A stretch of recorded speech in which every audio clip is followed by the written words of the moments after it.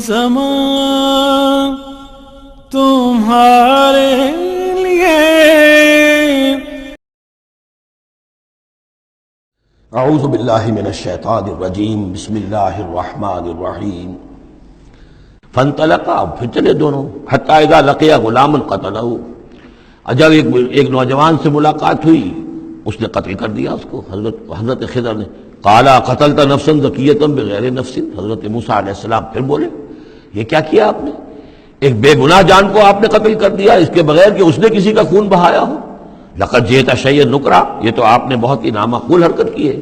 قال الم انک لن تستطيع معي صبرا، اب انہوں نے بھی ذرا ڈانٹ کے انداز میں کہا الم اقل لک،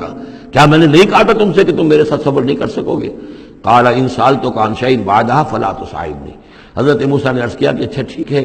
اب اگر تیسری مرتبہ مجھ سے غلطی ہو جائے، دوسری مرتبہ اور مجھے معافی دے دیں، اگر اب میں اس کے بعد کوئی آپ سے سوال کروں تو پھر ٹھیک ہے، آپ مجھے اپنے ساتھ نہ رکھیے گا. فلا تصاحبنی، پھر یہ کہ میں اپنا راستہ لے لوں گا.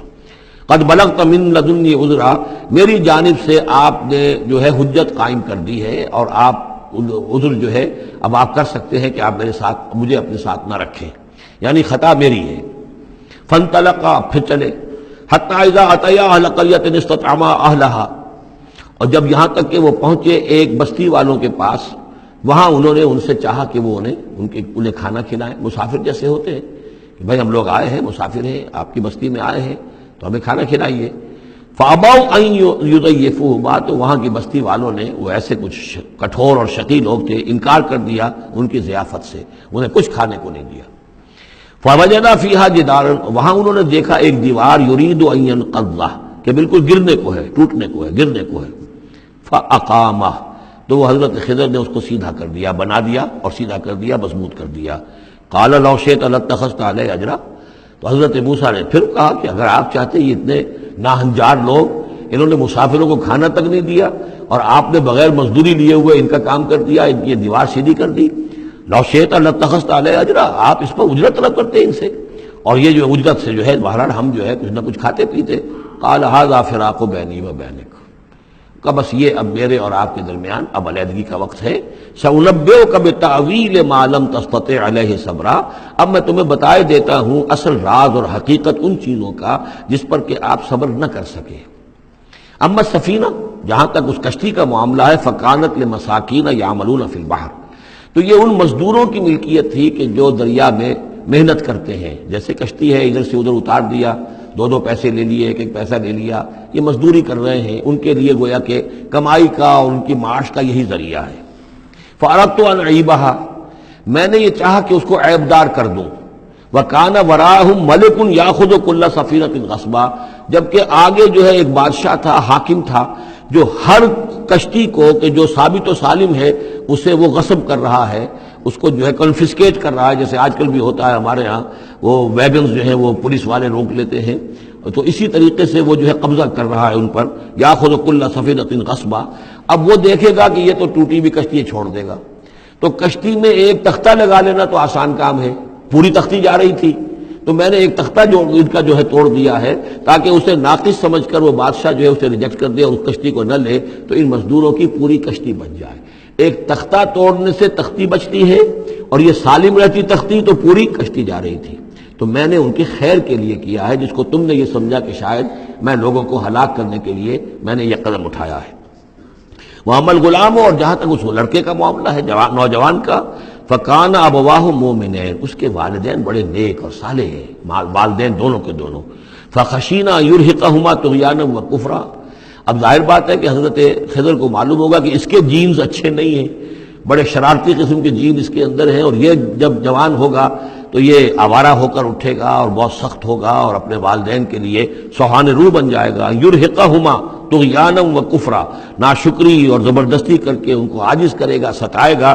فَأَرَدْنَا يُبْدِلَهُمَا رَبُّهُمَا خَيْرًا مِّنْهُ زَكَاةً وَأَقْرَبَ رُحْمًا، تو ہم نے یہ چاہا کہ ان کا رب ان کے لیے بدل دے، اس سے بہتر اولاد اسے دے، بیٹا دے دے کہ جو اس کے لیے پاکیزگی میں بھی اور شفقت اور رحمت میں بھی اس سے بہتر ہو، جو ان کے لیے بڑھاپے میں سہارا بن سکے. تو ہم نے صرف یہ کیا ہے کہ یہ بچہ جو ہے وہ یہ ساری چیزیں جو اللہ کے حکم سے میں کر رہا ہوں، یہ گویا کہ تکوینی امور ہیں جو ہو رہے ہیں، یہ تشریعی امور نہیں ہے. تم شریعت کے حوالے سے دیکھ رہے ہو اور میں یہ تکوینی معاملات کر رہا ہوں اللہ کے حکم کے مطابق، اور یہ در حقیقت رحمت ہے جس کو کہ لوگوں نے یہ سمجھا ہوگا جس دن کا بچہ جو والدین کا فوت ہو گیا تو ان کے اوپر تو پہاڑ ٹوٹ پڑا ہوگا غم کا، لیکن اصل میں اللہ تعالیٰ نے یہ ان کے خیر کے لیے کیا۔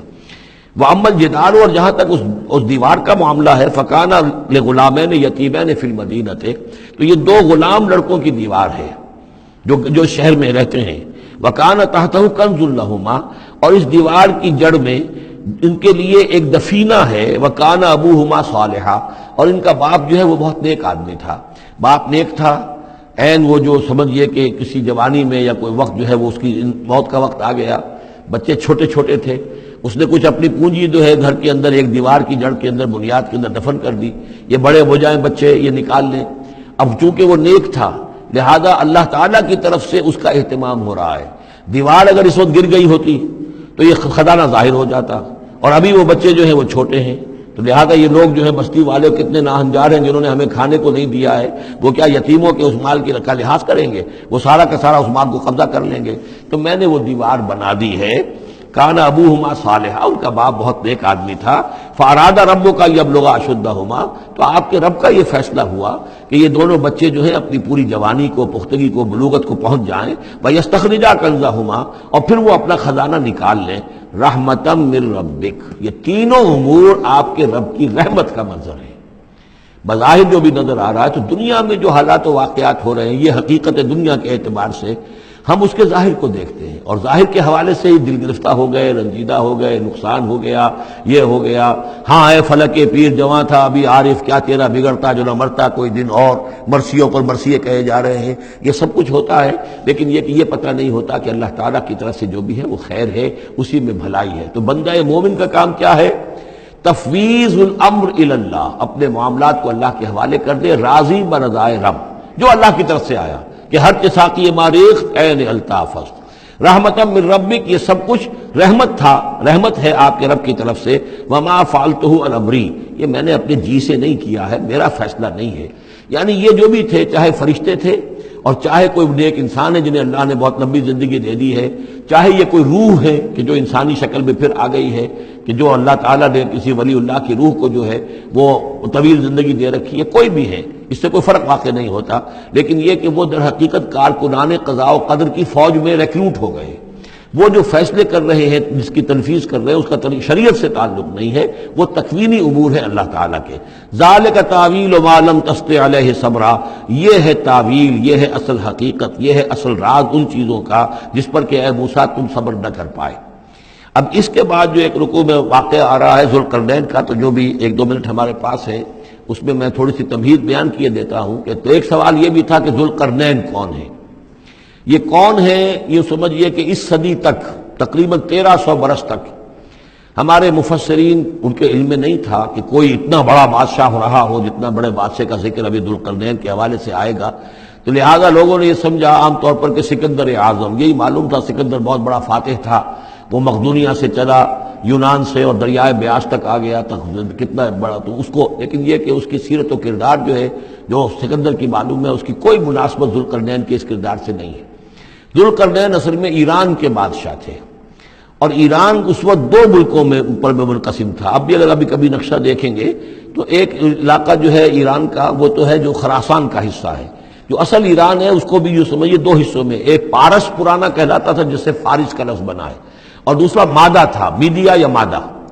تو یہ ایک شخص ایسے ابھرے کہ جنہوں نے ان دونوں کو ملا کر ایک حکومت بنایا، اور وہاں سے سلطنت ایران کا جو یوں سمجھیے کہ جو ان کا ایک سنہرا دور ہے، اور ان کی عظمت و سطوت جس کی کہ وہ بہت زیادہ جس پر فخر کرتے ہیں، اس لیے کہ ایرانی قوم بڑی نیشنلسٹ ہے، نسل پرست ہے، ان کے اندر اپنی تاریخ پر، اپنی روایات پر جو ہے وہ بہت ان کو فخر ہے۔ تو وہاں سے وہ دور شروع ہوا، اور انہوں نے پھر اس علامت میں کہ میں نے دو ملکوں کو جوڑ کر ایک بنایا ہے، اپنے تاج کے اندر دو سینگ لگا لیے تھے، اور وہ جو ہے ذوالقرنین یہ لقب ان کا ہو گیا تھا۔ اس کے حوالے سے سوال کیا گیا، اور اس کے بارے میں تفصیل جو اگلے رکوع میں آئے گی۔